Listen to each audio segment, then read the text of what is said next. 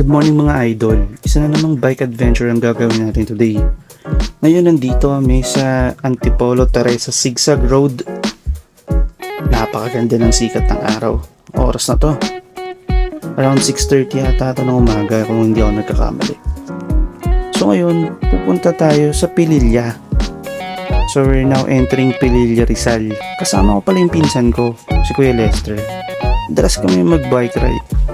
Hilig kami sa long ride eh.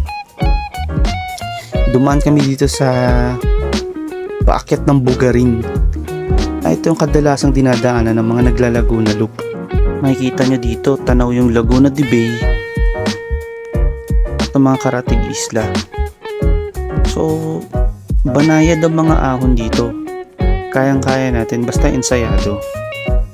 So right now nakapasok na kami dito sa entry point papuntang Pililla Windmill.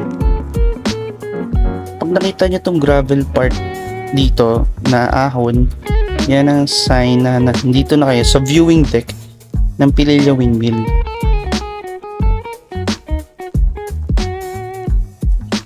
Ganito pala itsura ng mga naglalaki ang windmill dito. Kaganda nila tingnan.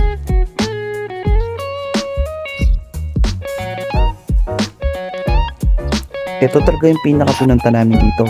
Ang madaanan at makita itong Pililla backdoor. Alam namin maganda dito kasi nakapag-research na kami bago punta nito.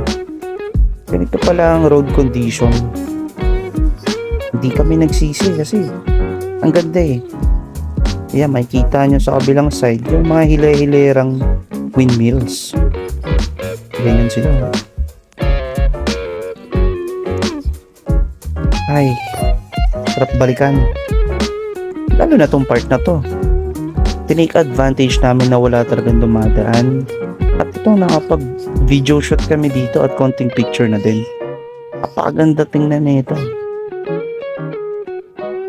Ito ang di namin inaasahan. Sa kalagitnaan, biglang may ganitong ahon. Napakahaba ng ahon na to. Akala namin chill ride lang oh. Ayun oh, kita nyo. Habang ahon yan.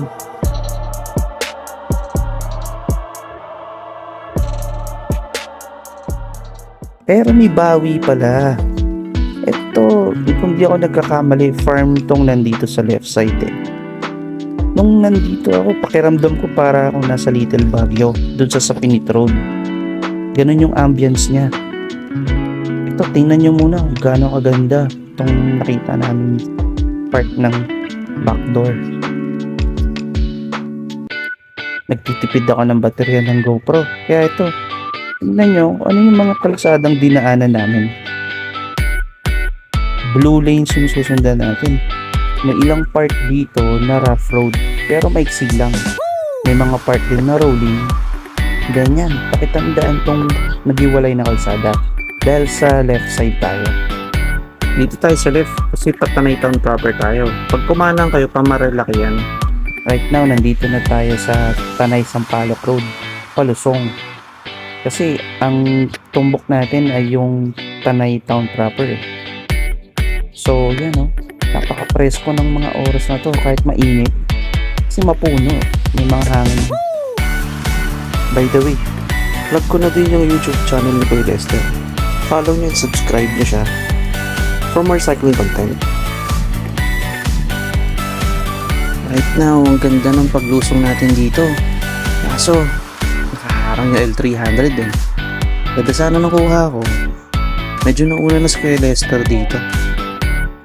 Nga pala, pag sumilip kayo dito sa kaliwa, windmills. Pag dito naman sa kanan, yung Laguna de Bay. Ito yung part na pinaka nagustuhan ko sa lusong.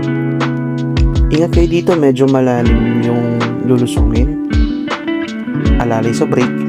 Pero, hanggat maaari mag-stop over kayo dito kasi magandang picturean dito ang area nito.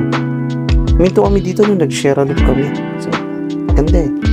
Sayang palubat na yung GoPro ko. Hindi ko na makakukunan yung kabuuang lusong. Kung umabot ka man sa part ng video na to, salamat sa panonood.